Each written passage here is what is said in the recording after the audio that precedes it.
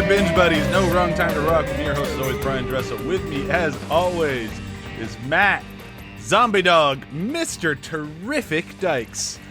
I am pretty terrific, aren't I? Do you know what? It's about time that you all started appreciating me a bit more on this podcast.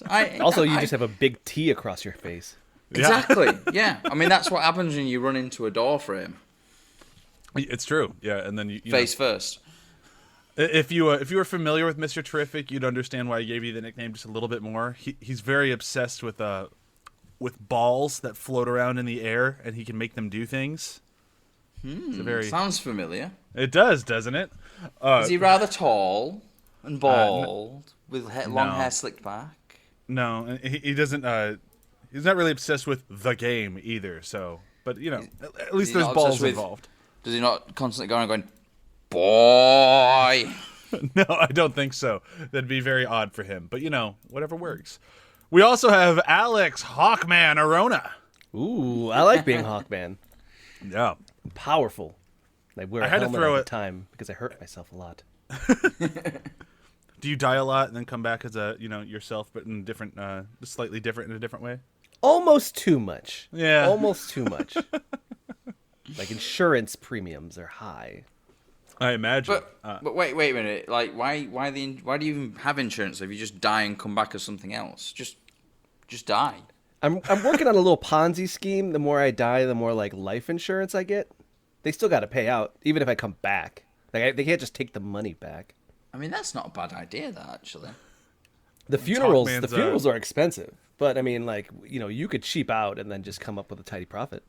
Think of all the gold you would need for a Hawkman funeral. Like, that's just so much gold. It's mostly plated. Thinking about it, though, I wonder if you can get, like, a bulk offer on coffins. Yeah, I plan on dying a lot. Can I get, 25 coffins? 25 for the cost of, 20? 20? Maybe? Do you want them solid gold or gold plated? It's like, well, no, I'm going to do it a lot, so gold plated. Gold plated. Matter of fact, if you got some spray paint in the back, I think we'll be good. I was literally going to say that. Just kind of spray paint to do it. Looks. It's presentationally a thing, but not like a real spray thing. paint's fine, Well, I am very excited for the Black Adam movie, so I had to throw at least one Black Adam character in our nicknames this morning. So there we have it. If you haven't seen the trailer yet, I highly recommend it. It looks like a very, very fun DC movie that only is trying to be Marvel a little bit this time. It just looked a little bit like Black Panther stuff, but I'm fine with it. It'll still be good as long as it doesn't try to ape that, like try to copy that last final Black Panther fight. Yeesh. Oh, please no. At least DC's been, I think, and I don't think I'm throwing too much shade here. We're on a DC podcast after all, so I think I can. But DC's been pretty good about releasing movies with finished special effects versus Marvel. Yeah. Well, yeah. For the most part. I mean, there's still a few like kind of questionable shots near the end of the Batman, but nowhere near as many as, say, like when I first saw like Age of Ultron in theaters. I'm like, whoa, what was that Hulk that just went running across the screen? I don't know. I mean, Flash animation. Did they even do the green screen? The green, it just looks like someone in a morph suit ran past. I mean, even to be fair, and like again, I'm actually big into both, but I reviewed Multiverse of Madness, and one of the things that I stuck out was like, yeah, green screen will be like, wow, that's amazing. Wow, that looks bad. Wow, this looks amazing. Wow, that looks bad. It just like jumped that line so often. Yeah, it was really obvious in some places as well. It's like, I can see the matte lines. What the fuck is going on here? It's the main reason I really haven't started Miss Marvel yet, is I've heard the effects are a little rough. And then when I heard they completely changed her power set, I was also rather annoyed. But, this show's not really being made for me, so my complaints are kind of pointless. As long as people are enjoying it, that's all that matters. But I'll check it out sooner or later. Yeah. Just not as excited for it as I was. I mean, to be honest, I've had Disney Plus now for like 3 months. I've still not watched any of the Marvel shows that are on there. They start great and have been getting worse and worse throughout the process. I thought Moon Knight was pretty good. I just did not like that ending. Like the ending, I was just like, I don't know. Oh yeah, but that's kind of how I felt about all. Like that's my number one problem with WandaVision is it's really good and it just gets worse the more it goes to the end when it's just a laser ball fight above the sky. Like Yeah, I will say that that's probably like it's not so much they get worse along the way. It's just that each series has like the last 3 episodes are kind of lame. Yeah. But this show does not have that problem, and we're only in the beginning part. So that works as a transition, doesn't it? I'd say so. Yeah. Yeah, I'll take it. So here we are this week on episode 4, which is going to be a little bit of a trick for me, as all of my notes say episode 3, because I'm an idiot. But episode 4 of Peacemaker, the Chode Less Traveled. I don't know. Find and replace. No. Find and replace all the 3s with 4s. Yeah. That I live with my mistakes to make life more interesting. I really like when I see the name for this episode, I'm immediately curious. Like, do you think they write the names of the episodes before, like, they film them? Because the Chode thing, to me, and I could be wrong, felt very improv. I have a feeling with some of it, it's like they just had like a title, episode, whatever, when they were writing the script, and then when they shot it, they would go through it and be like, right, well, let's turn that into the episode title a little bit. See, I find it very deliberate. Yeah. What, the line about the Chode? Yeah, because I mean, it does. For me, it comes at a point when he's trying to find value in himself, and he's trying to describe value in himself, and in that scene, it's to his father, and his father kind of just like very quickly shuts him down, and that's, I guess it's fair. And that's what I'm saying is that like because it comes at such an emotional point, I feel like it can't be improv. Maybe it's just because I don't think there's a single scene in this show that doesn't have some improv in it, and I think maybe some of those lines that are improv are kind of like they're throwing me off my game a little bit. I do wonder if, like, because it's the only time that he refers to it as a chode as well, actually. So I wonder if it was, like you said, it was a scripted line, but then the rest of it was a sort of improv around it. Mm-hmm. Because I'm pretty sure it's the only time that Augie actually says the word chode is when he's like, "You're comparing yourself to a chode." And then, like, the rest of it is like, you know, he says dick or, you know, other like versions of that descriptor. Yeah, so yeah, I think there could be definitely something there. But so this thing starts pretty much immediately after the last one, and we're discussing what happened to the butterfly, and yeah. I do like how Vigilante is still moaning about his toe as well. I mean, wouldn't you be? I mean, this does take place pretty quick afterwards, and his toe was mostly cut off, and everyone's just sort of fine with it. Like, I could see him, I totally understand him being very upset and annoyed. Yeah, it's just like, you know, he's talking about, he's still going on about how, you know, he needs that toe to be able to walk, otherwise he'll fall over. And he also, like, you know, it also is like a personal level of betrayal a little bit, too. Yeah, which we find out in like the very next scene when they're when Vigilante and Peacemaker are driving around, and Vigilante is like trying to deal with the emotions he doesn't understand. Like I don't remember if it was in this episode, next episode, because it's not that big of a moment, but there is a moment where he mentions he doesn't feel feelings like a normal person does. Oh, it's the next episode, I think. Okay, so yeah, I'll save that for next week. But it's the bullying thing. It's great. It's great. Yeah, it's a great moment. Is that though? It is, but it's worth noting as we talk about this scene, because he does not feel emotions the same way a normal human does. So him trying to deal with this, like, I've been betrayed, and I'm really mad about it, but I have no idea what any of that means, and he's just trying to process it in the car while they're driving. Hey, I wanted to thank you for letting me get tortured. It's passive aggressive, but it's not, because he's like, it feels like he's trying to be real about it. Like, It feels like he's trying to say thank you, but also he's just like, but I'm still just so mad, and I don't know why I'm mad, and I can't stop being mad. I love it. It's always like, you know, for a minute, I was kind of PO'd. Like, you didn't care about the fact that I was in, you know, agonizing pain. Okay. Yeah, but then I realized you were supporting me and helping me to become the best me that I could be. Someone who doesn't spill the beans while being electrocuted or having half his toe cut off. Seem to be walking okay. Well, I'll probably never walk as good as Gen, but it's worth it, you know, for being a more evolved human being. So, thank you. I've never had a friend quite like you. Yes, I did write that whole thing down. I mean, we could, unless you're very good at memorizing as you watch it, I could tell. But there is something just really fun about this entire sequence where, like, like Peacemaker's just trying to move on with it, and at the same time, like you can tell Vigilante wants an apology and just has no idea how to even ask for it. And it's just like oh, okay, yeah, you're welcome. I'm just saying it seems like you're a little angry under the surface. It's like, I'm not angry, dude. See the way you just said, dude. There is a little anger there. Yeah. Like they're both two guys that don't know how to open up, and also like being in that superhero world, they do have a little bit of like hesitation to show emotion, especially they feel like there's a lot of murder involved in both of their professions, and they kind of know that, so they have been trained to not show off any kind of emotions. There's that toxic masculinity. I can't show emotions, but they're trying because they're friends, and that's also kind of nice that they're both like, you're mad and it's okay. No, I'm not mad and it's not okay. It's like this little, it's a nice little back and forth between them. It's like the thing we were saying about like them trying to show emotions in a way as well. It's like when you've got Vigilante when he says to him, "Hey, do you want me to take you to jail to see your dad?" And like Peacemaker's like, yeah, even though I know he's a racist, and Vigilante's then saying, shouldn't you kill him then? And Peacemaker's like, I'm not gonna kill my dad. Why not? Because I love him. And then Vigilante's response is just, oh. And it's like that always kind of like, oh, like there's so much in that one word of just like, oh, I've never felt that before about anyone or anything.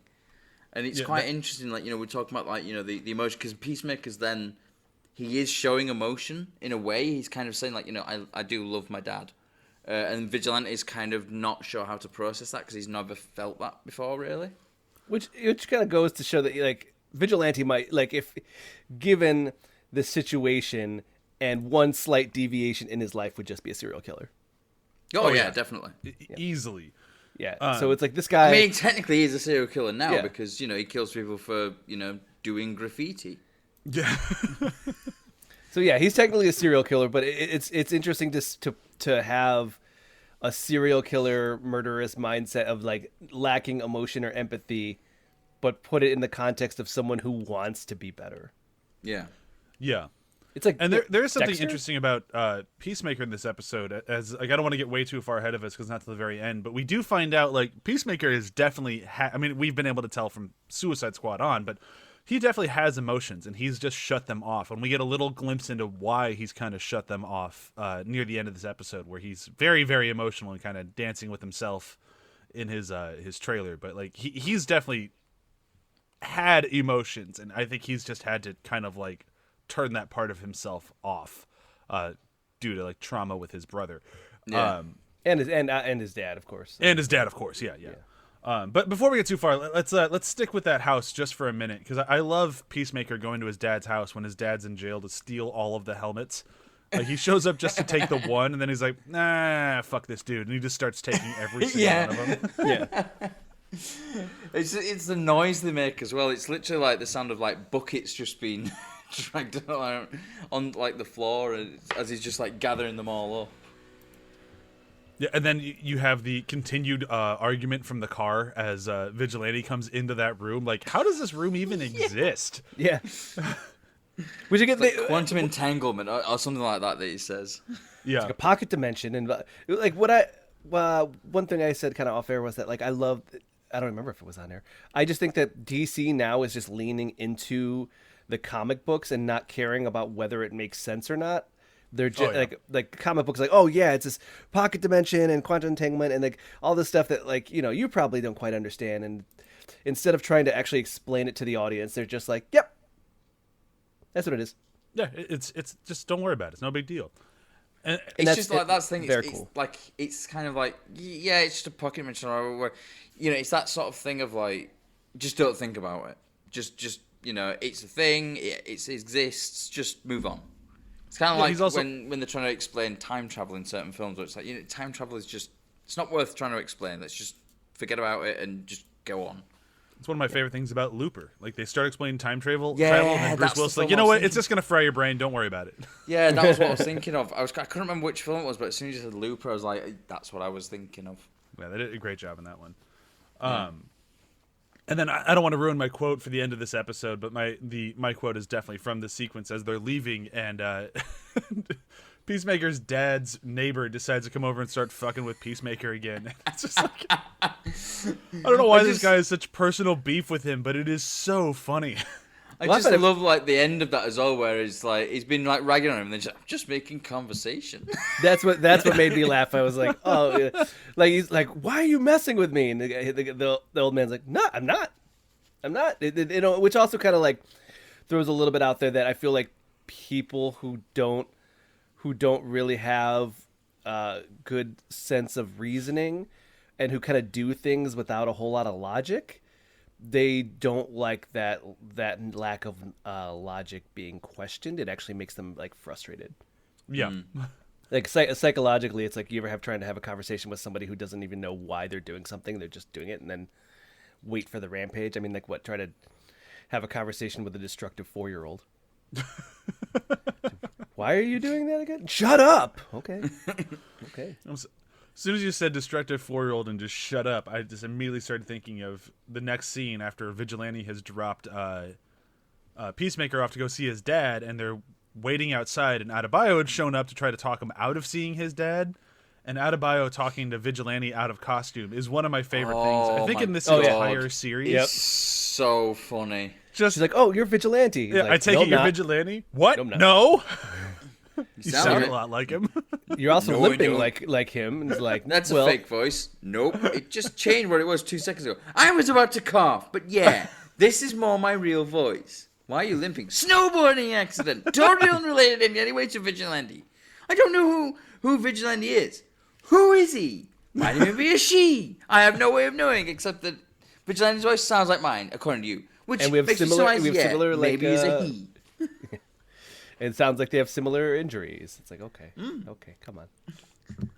Like his freak out is just so good, and it's what's frustrating for him, funny for us is no one knows who he is. He's been doing so good for so long, and in like the course of like 24 hours, his secret identity has just been out to like everyone who matters, and he's just like, damn it.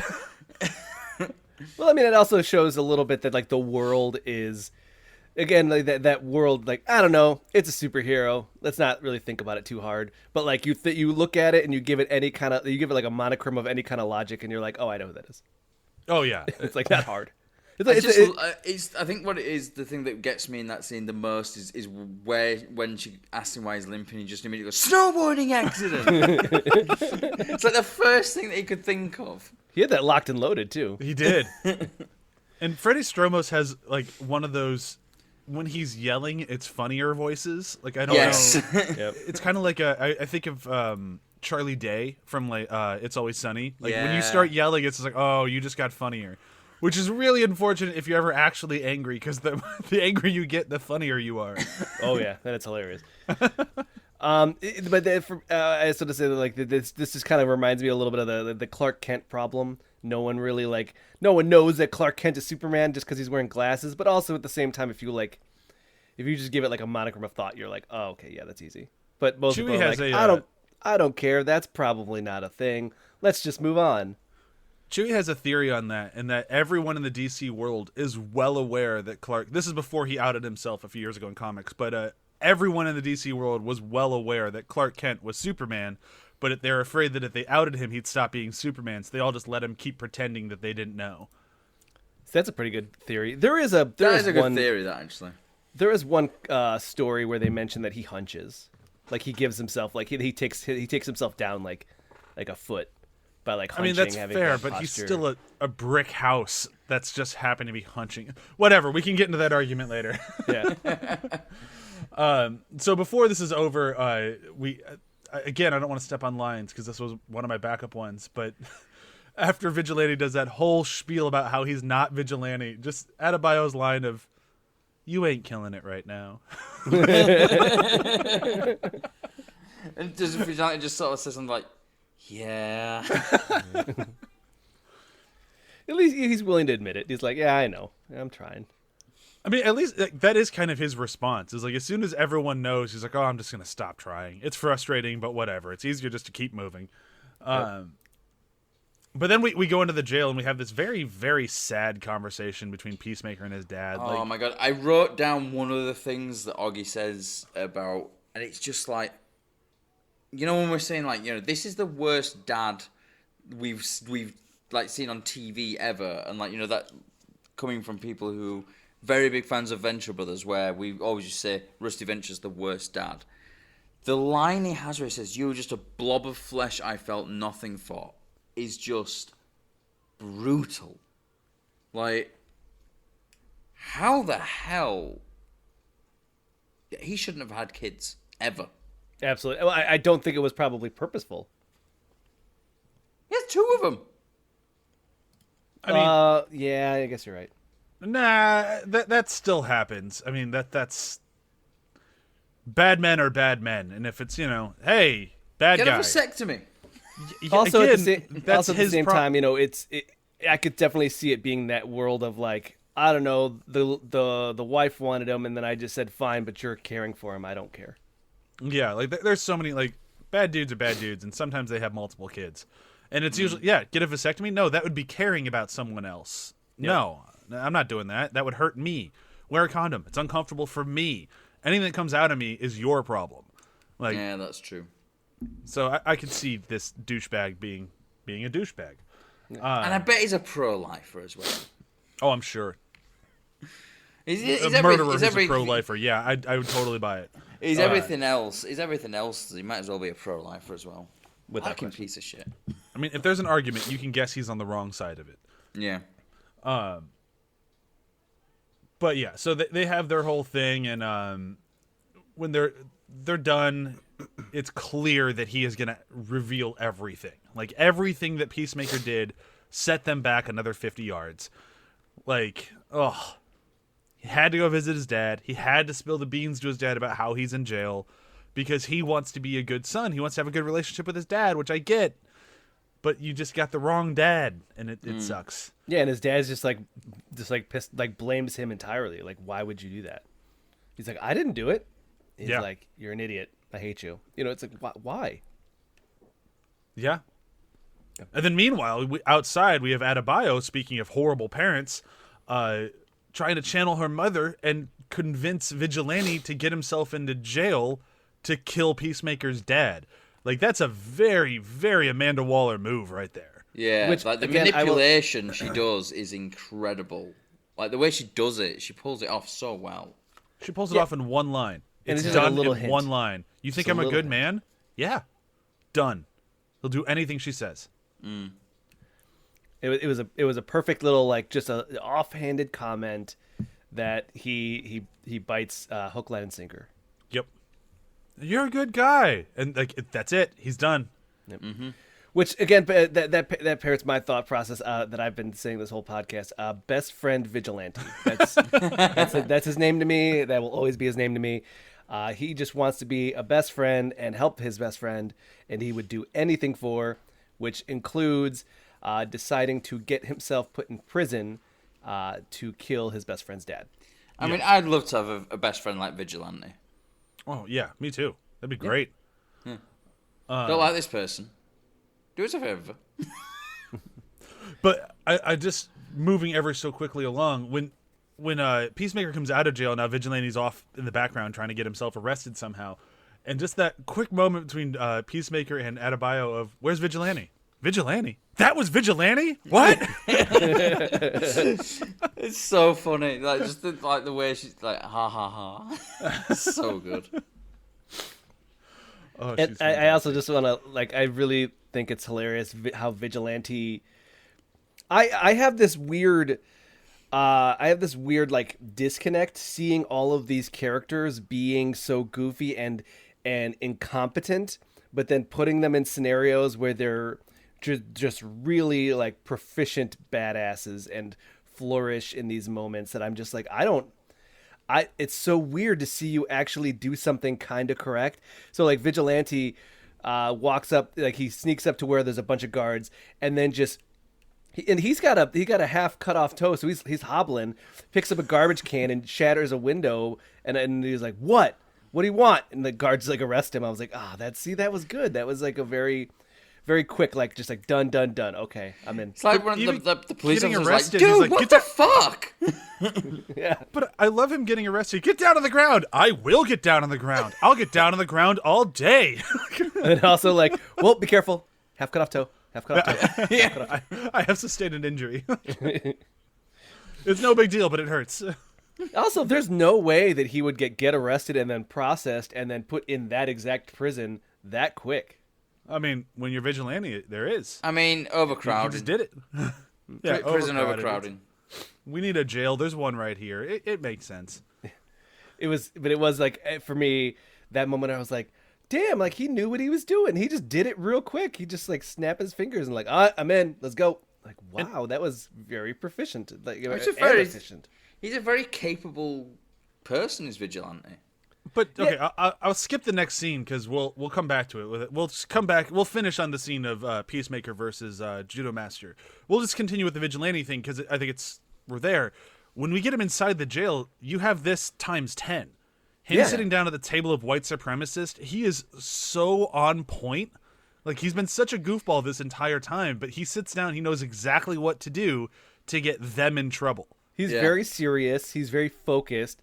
Sits down and says, "Let's name our top 5 things that that minorities have given society." I'll go first. I'm gonna go with rock and roll music because it was, and then he just goes the whole thing of like because we all know if it wasn't for black people, it wouldn't sound good. It would just sound like what it always used to sound like, which is like fucking your sister. And it's just like, oh my god.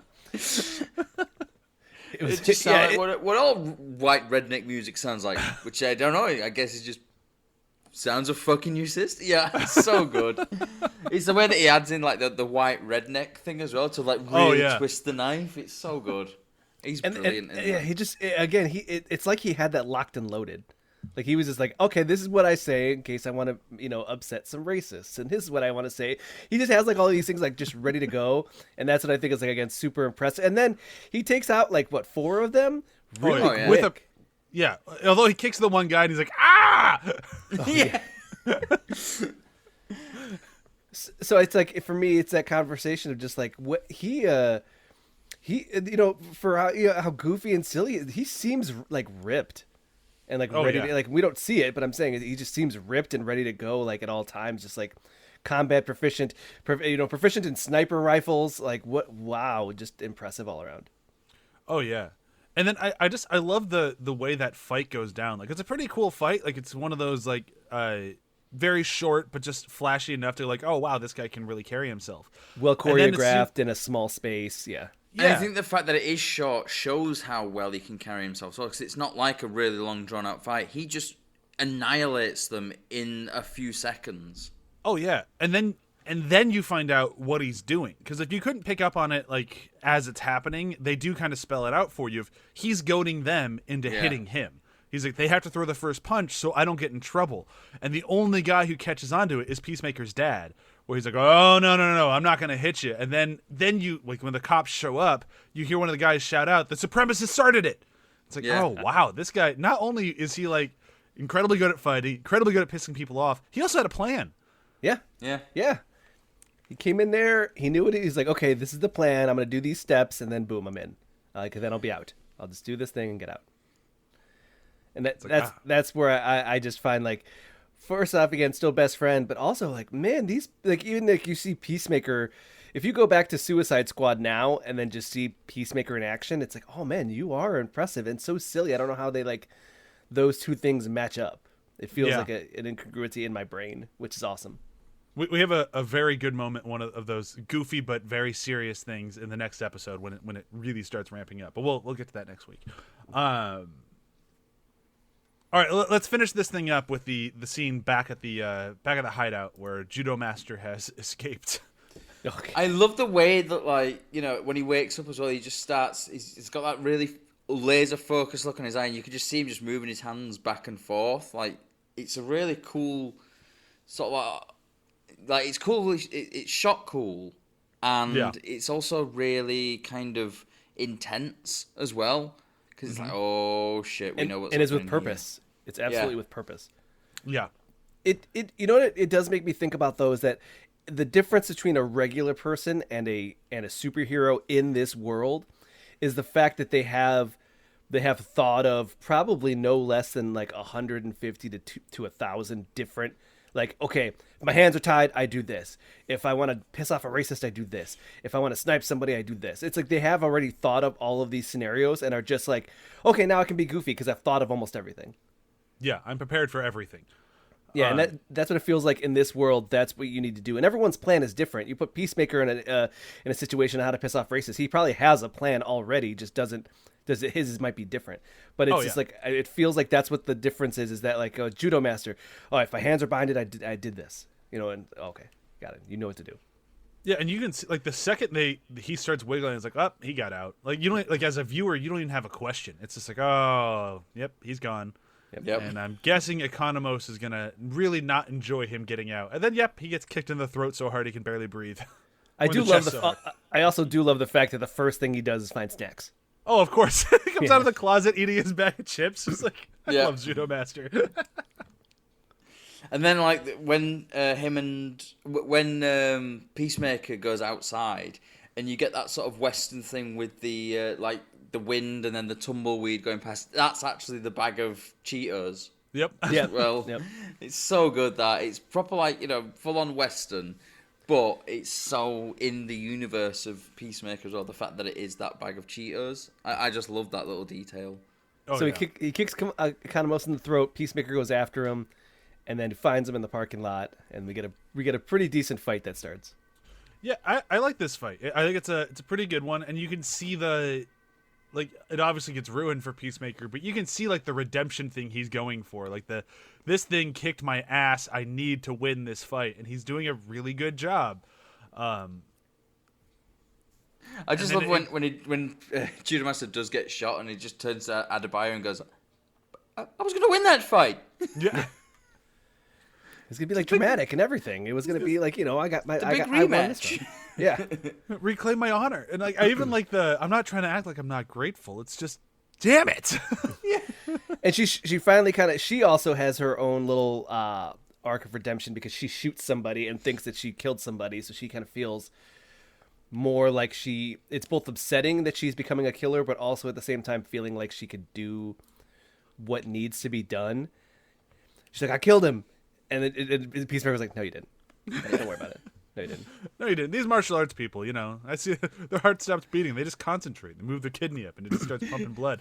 I love that. It's just these martial artists. They are hardcore. I love, and then he goes into the whole thing about, like, moving the kidney up, and the kidney circulates the blood, and then Adebayo's like, yeah, I don't think that's how that works, man. That's never happened. It's happened a couple times. It's never once happened. Once or twice. And that's also like a little bit a peek into that superhero world where, like, normal people, Adebayo just plays like the normal person being like, that's not a thing. And he's like, yeah, it's kind of a thing. It's kind of a thing. And then, don't worry about it. To his point, at the end of the episode, he's bandaged and on an IV drip. Or was that next episode? Am I spoiling next episode? Man, watching these back to back, really screwed with my head.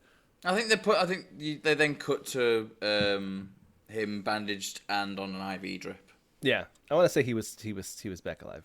Okay, good. But before we end this episode, we do need to mention there's two very important things that happen in this as kind of a tease for the rest of the series. Before he gets shot in the chest, he tries to stop the fight. Yeah. With you don't understand. The butterflies are, and then bang, gets shot in the chest. Yeah. Yep. It's like, oof. And then the very, very end tag, there's a butterfly in the midst of the group. Watching Lethal Weapon fall. When you guys were... now, Alex, this is your first time through? Yep. Did you have any idea Myrn was a butterfly? Absolutely not. Yeah, I was totally caught off guard the first walk through. I'm like, oh, that changes things. Changes things a lot. It's just like a little, like, just a little piece. Like, when I think it was at the end of the third episode where you see, like, oh, there's like hundreds of thousands of butterflies everywhere, and then now it's like, oh, and one of them is there, and I'm like, oh, that definitely also changes. And it makes you think, like, has he always been a butterfly, or has he just recently become a butterfly? Yeah, And like we still find out even like that Peacemaker has one. Yeah. Yeah. Peacemaker has one captured. He didn't kill Goff. Goff is in a jar. Yeah. Yeah, Golf so jar. Goff jar. Kind of like Jody Ball. Yeah. But yeah, there's a butterfly amongst us, and I think that's really interesting. And I'm excited to see where it goes. I know exactly where it goes. I've seen this now. This is my third time through, but it's still like every time I get to that moment, I'm like, oh, I like this show. I think it's my something third time through as well, this, actually. What'd you say? I think it's my third time through as well, actually. Yeah. Oh, that's funny. There's been this ongoing conversation between me and one of our producers, John, where we're kind of complaining about a lot of current TV shows where it feels like every week you're just kind of waiting for scraps. Like, okay, yeah, no, that was enough to get me interested in next week. There really wasn't a lot here. It's mostly just waiting for a hook for next week.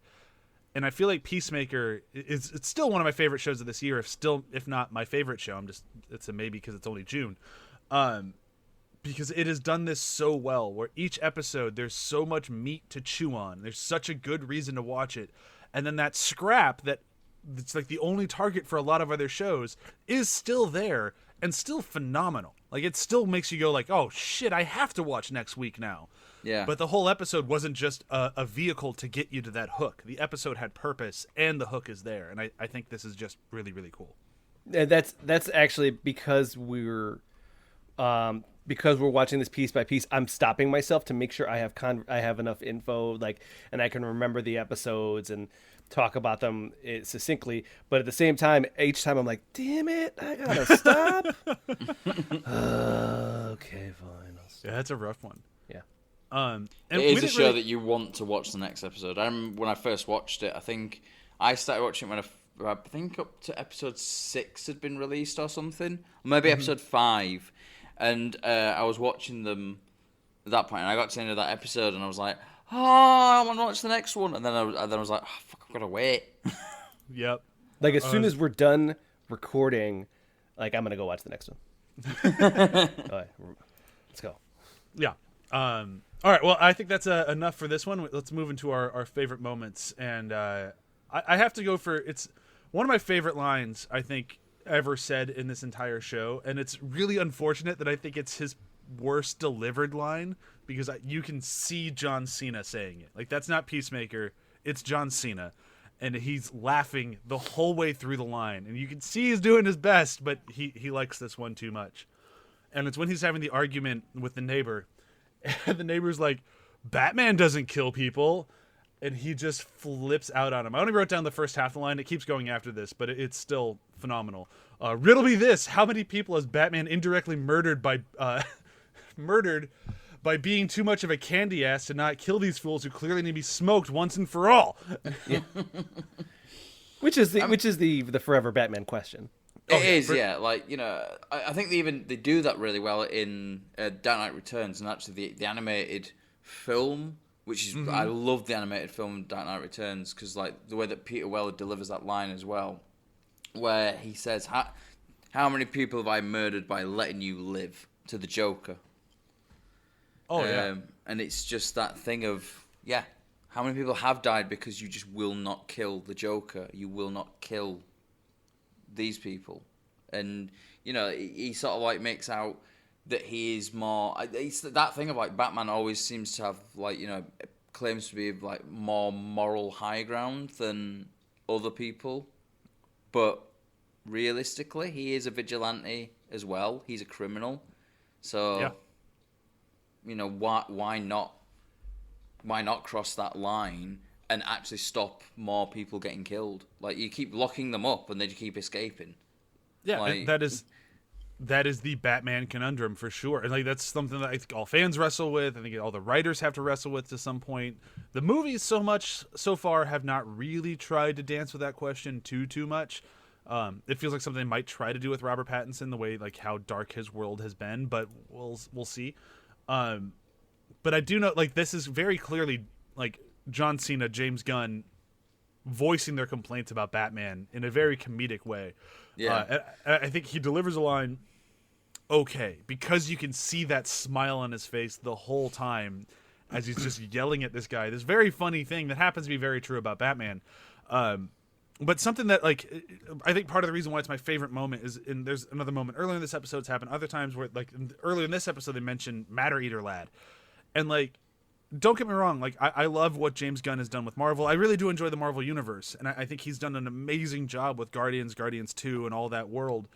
But it's very much a Guardians show. It's not really much a Marvel show. And it's just all about Guardians. Whereas in Peacemaker, it's very much a Peacemaker show. Suicide Squad was very much Suicide Squad. But you still get this hint at this incredibly larger in DC universe and how it just exists. And we're just looking at this very small window of it. And it's something he has pulled off so well, of course, across the movie and then this show. And this speech here, to me, just embodies all of that. Yeah. And it makes you want so much more of this universe. You want to see more of that universe. Like when they start referring to all these, you know, like Batmite from previous, from I think it was last week or the week before. Yeah. You know, we were talking about in there. We want Batmite to appear. Like, yeah. You know, it would be just as a one-off in season 2. Like all these really odd, weird characters. I want to see more of those show up. I want to see these characters that they refer to, because I just think it'd be great. You know, I think it's the perfect place to bring in all the really weird, like, you know, I think I mentioned the Condiment King. Like, I fucking love that. That would be hilarious if they, you know, the major villain of season 2 is Condiment King. I really want them to bring in Kite Man, and I'm not just saying that because I'm a Harley Quinn fan, but because there are hints to Kite Man throughout. There is, because he's got the newspaper article where he's like he caught like Peacemaker captures Kite Man or something like that. Yeah, which is weird that he captured Kite Man. Like if he killed Kite Man, I think the fact that he captured Kite Man, you might be onto something in like you know they're setting up that he's gonna come back. It's kind of what I'm hoping for. I'm hoping that whole like coterie of supervillains things comes true, and it is just Kite Man. And Peacemaker's like, my nemesis can't be Kite Man. Get out of here. No. And also, like, why didn't I kill you? You know, like, give us a little bit of history. I think the story might be funnier if he didn't mean to capture Kite Man. He meant to kill Kite Man. Oh, yeah. If there's a scene in the beginning of season 2 where Eagly takes out Kite Man's kite while he's flying, I will be the happiest person alive. And then all you have to do is have him miss shooting Kite Man, or like he's about to kill Kite Man, and the cops are like, "Oh, great job!" And he's like, "Oh, crap." Yeah. Damn it. Just a little something like that. Yeah. Or, right, or he just. This has been a very long tangent for my favorite moment. Somebody else go. For me, my favorite moment is they get out Vigilante. That was this episode, right? Yeah, they get him out. Yeah, right at the end. In the car with Harcourt. Yeah. And when he gets out, he feels like he's failed his best friend, and you could tell, you see a level of like sadness in his eyes when they pick him out, when they get him out, and then he just goes, "I think I made everything worse." I like you did, bud. You did. I like that scene a lot as well because there's some like the way it's played. There's this almost thing of like, I don't know if I'm just reading too much into it, but there's something like the sort of the interplay between Harcourt and Vigilante there. Just that, like, you know, there's not a lot said, but I kind of feel like it's like, you know, what is it that they call it, like shippers or something. I like there's something that might be there between them. Like they're almost like the starts or something, because she has this sort of like real this look as well when he comes in, and he's like, you know, and he actually says, "My name's Adrian, by the way," and it's like, you know, that him sort of like just him actually revealing his secret identity to someone rather than working it out. And I feel like there's first off, there's like a part of it that like it very much humanizes him. You watched him be this giant badass. And like I said, they're very proficient doing the thing that he knows how to do well. And then at the end, it's still like not enough. So for me, it gives him that very human element of like, just, you know, the superhero who's just trying to do good. And this is one of the times where he's just like, I didn't do good, guys. I'm sorry. And like just feels bad and feels like all the times like, oh yeah, I'll murder somebody right now. And then just like murder somebody. But like he failed his friend. And that's like his, like, he doesn't care about murdering people. He cares about failing his friend. And that's like really important to me. But it also just feels like, it feels like there is something between him and Harcourt, because also she doesn't like people who like play games and just like are kind of vulgar and whatever. And for him, it's just I could see her identifying with somebody that just like puts it all out on the table. Like, yep, this is who I am. This is what I do. deal with it or not. And I think she kind of like was like, well, that's really stupid, but also, yeah, I get it. Yeah. Yeah. You don't, he doesn't play around. Like like again, Peacemaker is kind of like, oh, there's got to be an eagle of freedom a dove of freedom on of peace on my gun, and there's got to be this stuff, and then like, Vigilante's like, yeah, I'll kill somebody, that's fine. What do you need? Cool, okay. Yeah. If they murder someone, deal drugs, does graffiti. Yeah, basically he there's never a time when you have to actually if you ever have a question, Vigilante will just answer it. There's no again like it's kind of it's still not probably good, but like he's got that serial killer mentality. There's not emotions there. It's like very very black and white logic. And with her, I feel like she could get by with that. Because she doesn't feel like a super overly emotional person. Yeah. All right, Matt. Well, he's got to do what he's got to do, I guess. I take it you're Vigilante? No? You sound like him. No, I don't. That's a fake voice. Nope. It changed from what it was 2 seconds ago. I was about to cough, but yeah, this is more my real voice. Why are you limping? Snowboarding accident. Totally unrelated in any way to Vigilante. I don't even know who Vigilante is. Who is he? Might even be a she. I have no way of knowing, except that Vigilante's voice sounds like mine, according to you. Which makes you surprised? Yeah, maybe it's a he. Fucking, that whole sequence is just brilliant. It's so good. It's so unbelievably good. Also, I'll just throw this one in as well, very quickly. Well, I got what it takes. Stomped his ass. Don't fuck with John Economist, motherfucker. So proud of himself, and it just is, entirely taken away from him in like 10 minutes. The great thing about that though is like when you actually see how he did it is like with a tire iron hitting the guy and then like recoiling back in terror and then it's like, oh come on, dude. Yeah, like while pleading for the guy to die, being like, come on. Oh my god. All right, I think we've done it. We've Peacemaker number forward, and man, next episode things get fucking crazy. Yep. And I'm very excited for it. So be sure to tune in next week when we talk about episode 5. I will find the name of it right now. Monkey Dory. Monkey Dory. Aw. Now, I'm looking at the photo. We didn't really talk much about Peacemaker's sad dance in the trailer by himself, where he relived his brother's the beginnings of what happened to his brother. We don't find out that full story till later.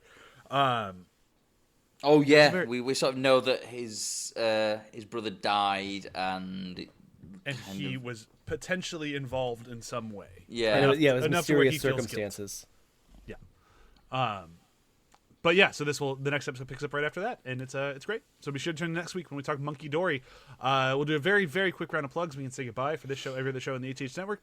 Be sure to check out athpod.com. Alex, what about you? We got some reviews going up on our website, superggradio.com, and that's pretty much it right now.